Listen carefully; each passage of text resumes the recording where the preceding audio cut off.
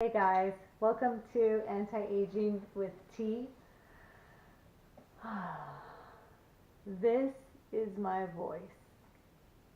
One of the main reasons I started this channel was to give people a voice. Right now, as it stands in the plastic surgery community, the doctors have all the power, and that was really well exhibited today. So in part 1 and part 2 of this will be part 3, I describe my journey.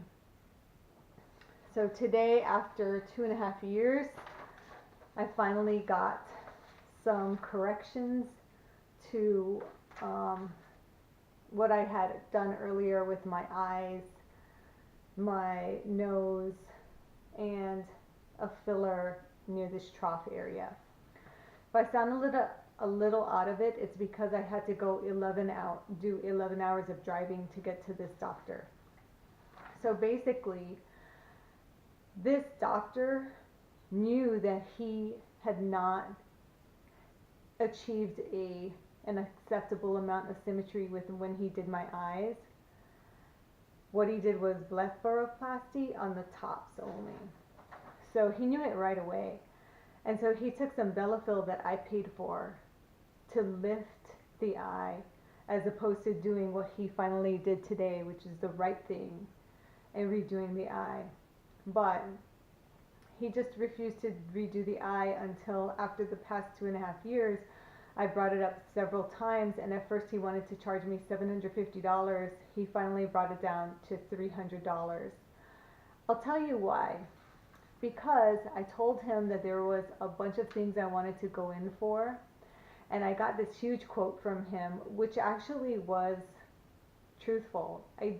There are a number of things that I want to have done, but after contemplating the fact that he was charging me for these corrective surgeries, I decided that I would not give him another dime more than what I needed to do for correction. And I went to him for the correction because his fees is still a lot lower than going to a whole new doctor. So it was just making the best of a bad situation. And so he lowered the price because he thought he was bundling it in with all these products. Originally, he was going to charge me $750 to correct his work on the one eye, the work he screwed up. And if you ask his nurse, who I guess speaks for him, the reason he will charge that much is because he's such a skilled surgeon. Well, that skilled surgeon is the whole reason I have to go through this process again. And I have now this healing time to go through again. And I just had to deal with him and his office. And they gave me these post-operative instructions with no real direction outside of that as they had during the first surgery. So basically, they treated themselves like a CVS, where I just had to kind of go in, except I don't have to fight to get what should be rightfully mine. I paid him. I didn't get a discount on these first surgeries. I gave him thousands of dollars. It should have covered any sort of correction. Not only that, but I am owed an apology because now I have to go through all of this. But there was none of that. In fact, so there's the eye, then there's the nose. I know, very attractive. So the two nostrils were really different in size. So at first he said he would do the nostrils for $450 when he thought he was bundling it. Then when I said I'm only coming for corrective procedures, he said, well, I'm pulling it. I'm not doing your nose. So then I went back and I said, it's really important that I get the nose done because people are noticing and they're asking me kind of what is the reason for this. And also I'm starting this YouTube channel and I'd like more symmetry. And at that point he said he would do it. I have it in an email. So I drive down there today, 5.5 hours, and they have me pay only to do the eye. I have to ask them, what about the nose? And they say the doctor decided not to do it. And I have to ask them, why did he decide not to do it, and why did he not tell me before I drove down here? And they leave the room. So I'm shaking angry because I'm here willing to pay you to correct the stuff you screwed up to begin with. And I have to go through this healing process.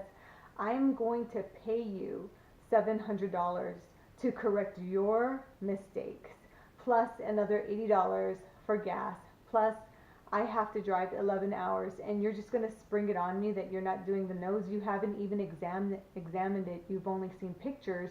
And when you saw the pictures, you agreed that the nostrils they weren't symmetrical and they needed some work.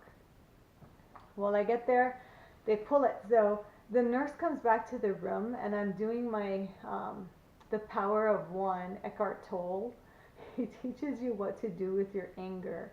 And so I'm really, really trying to just kind of get a hold of my anger, because you have to understand this has been going on now for 2.5 years.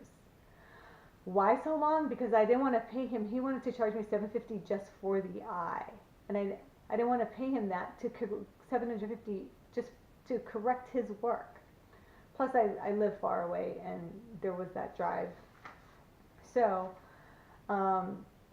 the nurse comes back to take me in to see him, and I tell her that I need a few more minutes because I'm upset. And she says, well, yeah, he's going to explain that to you. I said, no, I need to calm down. And so I guess in that moment where I was calming down, maybe that also gave him a minute to think, because I was about to really lose it at this point. Now, for me, losing it doesn't mean cussing, swearing, throwing things around. It just means pulling out all the stops, doing whatever I need to do in order to be treated fairly. And actually, this whole exercise has been a really, really big in my self-development, because I do have trouble standing up for myself, and that's another reason this took 2.5 years. So this is just something in my personal development, and I'm actually really proud of myself for standing up for myself. So I get in the room, and he tries to act charming and act like nothing is wrong. So first he looks at the eye, and he acts like, well, what is it? And I'm like, what do you mean? Well, I'm like, okay, if this is what we're gonna do, let's be very cordial and positive about this. So I tell him that immediately after my surgery, I pointed it out. He agreed that it wasn't symmetrical, and his fix was to put the Bellafill to lift it, and that it's no longer lifting it. In fact, even then it didn't really lift it that much. But now it really, really isn't lifting it at all. And so he comes around and he says, okay, so we can basically cut that skin that's flapping over. And then we get to the tear trough area where he put in Bellafill. And what had happened, according to him, was that it built up, I guess collagen forms around these Bellafill particles, and there were 2 lumps of collagen here and here. By the way, you see this face? This is how he had me drive home. He couldn't even clean this up just a little bit. I'll get to the drive later.